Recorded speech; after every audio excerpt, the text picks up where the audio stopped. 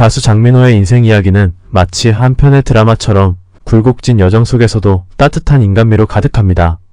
그는 이남일녀 중 막내로 태어났으며 중학교 시절부터 연기 학원에 다니며 단역 배우와 CF 모델을 경험하면서 연예계 활동을 시작하게 되었습니다. 특히 1996년 20살의 나이에 롯데제과의 브레인건 모델로 발탁되면서 본격적으로 연예계에 데뷔하게 됩니다. 하지만 그의 데뷔는 단순히 모델 활동에만 머물지 않았습니다.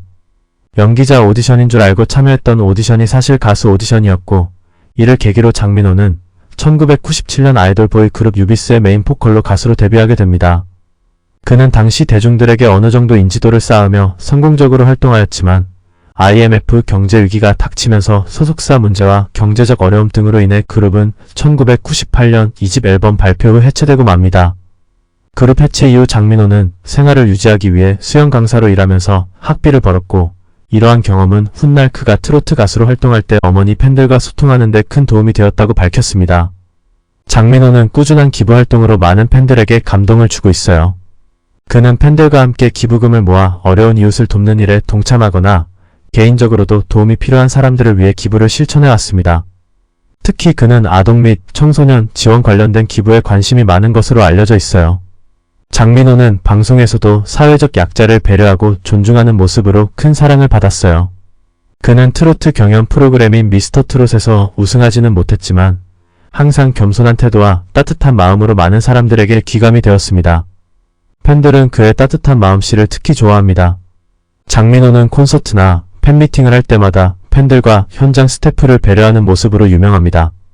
그는 항상 스태프들에게 감사의 인사를 잊지 않고 팬들에게도 일일이 인사를 하며 감사한 마음을 표현하는 것으로 알려져 있습니다. 장민호가 경호팀을 집에 초대했다. 장민호는 사실 뽕숭아학당인 년이다. 우리 점심 먹으러 갈 때 자리를 지키고 있더라며 그렇게 식사 이야기를 시작으로 알게 됐다고 했다. 이제는 전속 경호팀으로 같이 일하게 된 인연을 전했다. 식사 후 장민호가 경호팀들과 대화를 나눴다. 한 경호원은 보통 그냥 인사하고 가면 장민호 형은 꼭 밥 먹었냐고 물어 나중엔 개인카드 주면서 꼭 밥 챙겨 먹으라고 먹고 싶은 거 먹으라고 하셨다고 했다.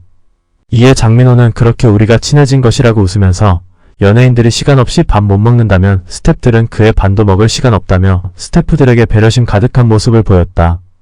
또한 경호원은 어머니가 장민호 형 항상 응원한다고 해 큰일 치렀을 때도 도와주셨다며 부친의 갑작스러운 장례식을 치르게 됐다고 했다. 그러면서 그 다음날 정신없이 장례 준비하는 데 바쁜 스케줄에도 빈소에 꼭 들르겠다고 해 진짜 오셨다. 어머님이 형님 오셔서 안아주시니 위로가 됐다고 하셨다고 했다. 이에 장민호는 나도 아버지 돌아가신 경험, 그 아픔을 알기 때문이라며 당시 아픔을 공감했다. 이를 본 절친부문 장민호에 대해 정말 정이 많은 사람, 따뜻하다며 대기실도 화기애애 하더라. 장민호 스태프들은 퇴사가 없다며 그의 인성을 칭찬했다. 미스터트롯 진으로 뽑힌 이명웅은 무명 시절 선배 장민호가 많은 조언을 해줬다. 고 밝혀 눈길을 끌었다.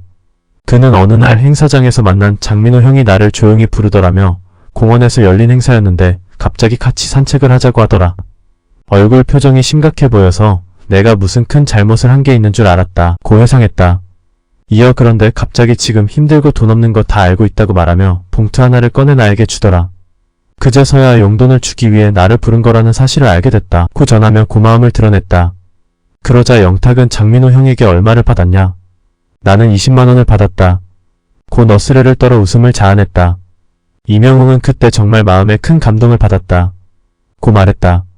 그러면서 장민호 형이 이제 막 얼굴과 이름을 알렸다고 알고 있는 사람도 있지만 23년째 꾸준히 활동하고 있는 가수다 라고 덧붙여 장민호에 대한 존경심을 표했다. 영탁은 이명웅과 함께 무명 시절 힘들었을 때 정신적으로 가장 큰 도움을 받은 장민호로부터 용돈을 받거나 옷을 많이 물려받았다고 말했다. 연기는 장민호를 트로트계의 최수종이라 표현하며 본인이 술자리에 없어도 요청하면 술값을 대신 내준 일화를 밝히기도 했고, 미스터트롯 경연 기간 동안 장민호가 맏형이지만 권위를 내세우지 않고 먼저 배려해주기에 동생들은 저절로 따를 수밖에 없었다며 감사의 마음을 전했다.